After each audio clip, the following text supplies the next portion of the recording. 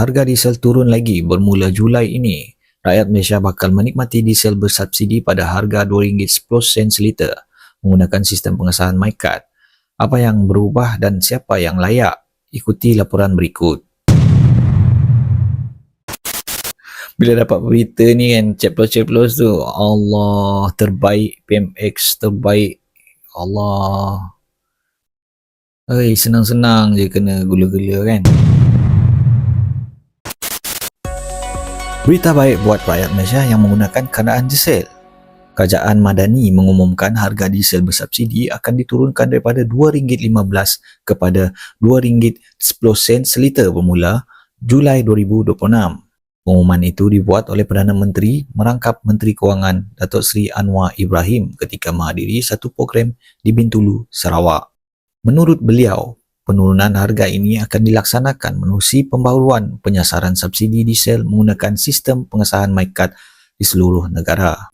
Melalui sistem baru ini, rakyat Malaysia akan menikmati harga diesel bersubsidi yang sama di seluruh negara, manakala bukan warga negara perlu membeli diesel pada harga tanpa subsidi. Kerajaan berkata langkah ini bertujuan memastikan subsidi hanya dinikmati rakyat Malaysia selain mengurangkan ketirisan dan penyeludupan diesel bersubsidi. Pada masa ini, diesel dijual pada harga RM2.15 seliter di Sabah dan Sarawak, manakala harga diesel tanpa subsidi di Semenanjung Malaysia ialah RM4.37 seliter. Dengan pelaksanaan sistem baru itu, rakyat Malaysia yang menggunakan diesel akan menikmati harga baru RM2.10 seliter bermula Julai depan. Maklumat lanjut mengenai pelaksanaan subsidi diesel berasaskan MyKad akan diumumkan oleh Menteri Kewangan II Datuk Seri Amir Hamzah Azizan pada 22 Jun 2026. Saya Z melaporkan. Hai guys. Guys, ni tanda apa guys? Ni tanda-tanda nak pilihan raya guys. Oh my god. Memang macam mana nak cakap lah. Dia yang naikkan and dia yang turunkan. Memanglah kita sukalah kalau bab-bab turun ni kan. Tapi aku tak boleh belah tengok ceplos-ceplos kan.